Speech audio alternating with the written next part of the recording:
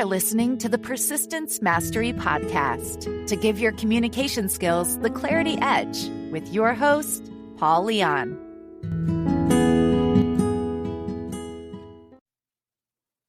Welcome back. So in this episode, we're really going to focus on how we shift perceptions when you are seen as the problem.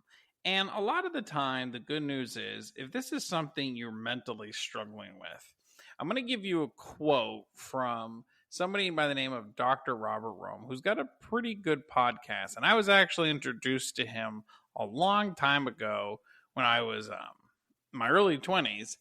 And I had first attended a conference where he was facilitating some. Back then, it was really focused on personality training. Things have evolved now to where it's become more human behavior training, and I'm glad, because I don't believe in personality training. I believe in human behavior training. And believe me, there's a stark difference in what I just said. But that's an episode that you can hear in past podcasts, or there may be some more content around that in future states. But one of the quotes that stay with me is, if you think you're being a problem, if you are in a situation in the workplace where maybe you are that toxic person, maybe you're that toxic manager who's done XYZ problems, but you're still employed, which means there's still hope. So really embrace this quote. Here we go. Don't focus on talking your way out, but behaving your way out of a bad situation. I want to say that again, because I think it's really important you embrace this quote. Don't focus on talking your way out of a bad situation, but behaving your way out of it. Now, for these next set of ideas and tips or improvements, you're going to want to set a goal of 3 months of how you want the workplace to look like, how you want your communication to look like, what alternative assumptions you need to adjust. Like, if you think X negative about yourself, well, what's that Y positive look like? Now, once you set that 3-month goal and write out what that is, then you're going to want to do it again for what 6 months look like, and just rinse and repeat. Now, once you have completed these 2 tasks, here is what you need to remember as you write this. Number 1, the way you can behave your way out of a bad situation is edify others even when it's difficult. Now, you may be in a situation where you have a toxic boss, or maybe you are that toxic boss. Well, the number one thing you can do to start showing people that you're not a problem is by edifying others. And that's really tough, because a lot of the time we're born negative. We think this person's X, that person didn't smile at me, so therefore they think this. Some people call it people watching. I think it's just a lot of criticism watching.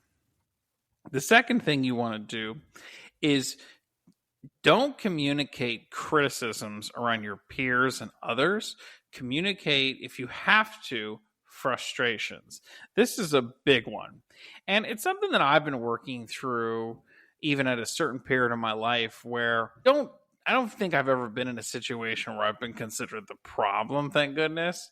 However, knowing people who have, typically one of the tips a lot of good managers give them, or a lot of seasoned experts give them, is, hey, instead of criticizing your coworkers and peers and keeping a rap sheet on them, explain to me what's going on in terms of frustrations. See, when you start to criticize, condemn, or complain about someone, what it does is it makes you look like a bully. It makes it seem like you have to belittle someone else to raise yourself. And that's just really not a good picture you want to paint. Now, what you want to do is start to explain in frustrations if you have to. Like, hey, instead of, let's say, for an example, you have a marketing guy on your team, and let's just say he's late, whatever, right? Instead of saying, well, he's always late. Well, his pictures are not good, and he messes up on X.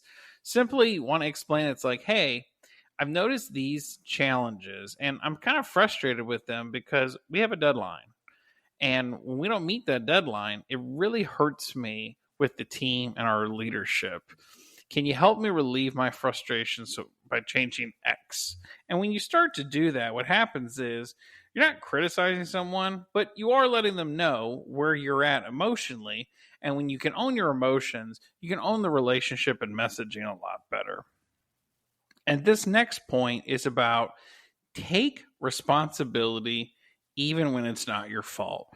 There's a great quote, and off the top of my head, I don't remember it, but there's a difference between taking responsibility and blame. Leaders take responsibility always, and always is a big word when I use it in that context. But I've been in many situations where, unfortunately, I had to just take the responsibility. This happens a lot in sales.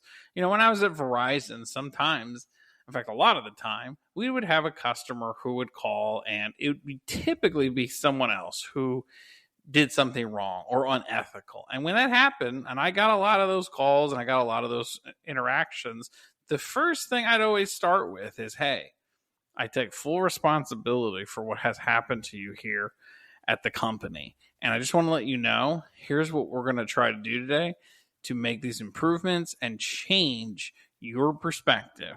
And when you do that, what happens is you start to own the relationship. You start to shift the mindset of this company's bad. This culture just wants to take advantage of me. Going back to that story, you know what that customer said at the end when I helped him with this one negative situation? He said to me, if it wasn't for you, I was going to cancel my contract with this company today. That's the power of taking responsibility when you're seen as the problem. And this last point I want to really resonate with you should give you hope. This should not make you feel like you can't do this. And the last point is people forget better than you think. Again, people forget better than you think, and they forget faster than you think too. So as a hobby, when I was the president of a Toastmasters club, I decided to do stand-up comedy. Stand-up comedy, in my opinion, is one of the best things you could do to be an amazing public communicator. Why is that? Here's why. It is one of the hardest, if not the hardest form of communication out there. Here's why.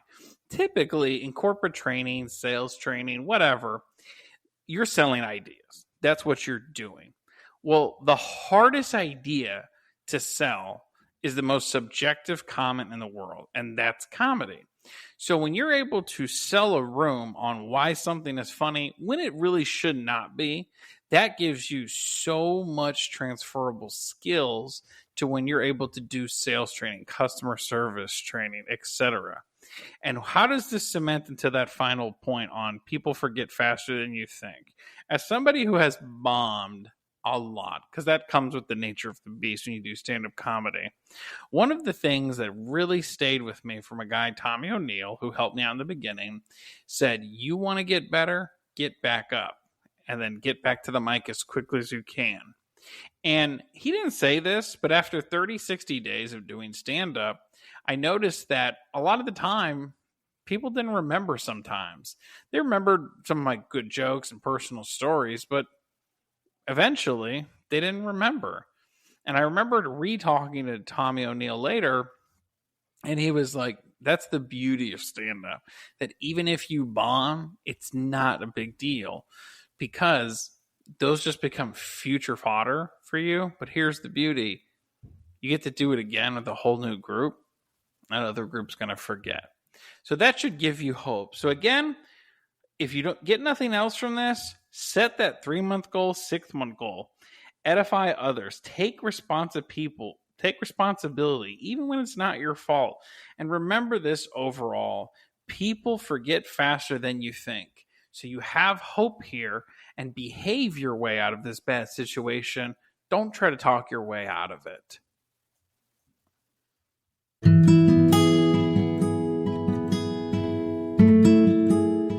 Thank you for listening to the Persistence Mastery Podcast. Subscribe to where you listen to podcasts. And if you want to hire Paul to train or speak for your team, visit persistencemastery.com and fill out the request training form.